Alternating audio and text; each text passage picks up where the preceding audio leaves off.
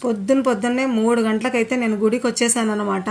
మీకు అందరికీ ఈరోజు ఒక మంచి గుడిని అయితే చూపిస్తాను. ఈ విగ్రహం మీరు ఎక్కడ చూసిండారు, మన కడపలో అయితే ఎక్కడ చూడనటువంటి ఈ విగ్రహాన్ని నేను చూపిస్తాను ఈరోజు మీకు. మనకి ఈ విగ్రహం ఎక్కడ కనపడుతుందంటే మనకు కొత్తూరు సుబ్బరాయుడు గుడిలో మాత్రమే కనపడుతుంది. అలాంటి 12 తలల సర్పం రూపంలో ఉన్నటువంటి అప్పరాజుపల్లె సుబ్బరాయుడు స్వామివారు మన కడపలోనే వెలిశారు.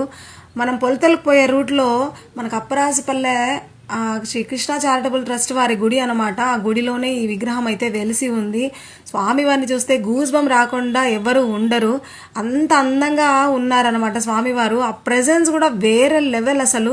మరి మనకు పెళ్ళి కావట్లేదు, మనకి దోషాలు ఉన్నాయి, మనకి సర్పదోషాలు ఉన్నాయి, రాహు దోషాలు ఉన్నాయి, ఇంకా ఫినాన్షియల్ ప్రాబ్లమ్స్ ఉన్నాయి, రుణ బాధలు ఉన్నాయి. ఇన్ని ప్రాబ్లమ్స్కి ఒక్కరే ఒక సొల్యూషన్ మనకు సుబ్రహ్మణ్య స్వామివారు అనమాట.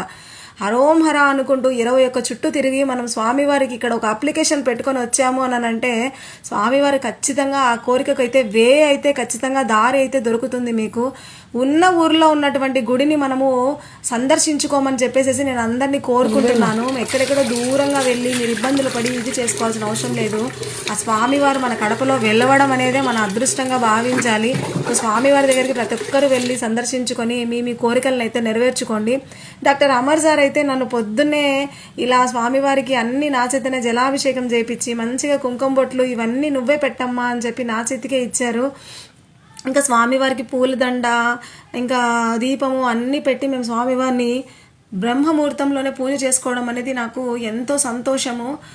ఒక ఆదివారం కానీ మంగళవారం పూట కానీ మీరు ఫ్రీగా ఉండేది సండే కదా, సండే టైంలోనే మీరు హ్యాపీగా బైక్ వేసుకొని చక్కగా స్వామివారి దగ్గరికి వెళ్ళిపోయి స్వామివారి పాదాల చెంత నమస్కారం చేసుకొని మీరు రండి. మీరు అనుకున్నవన్నీ మంచిగా నెరవేరుతాయి. నమ్మకం ఉంటేనే ఏదైనా కూడా సాధించగలం.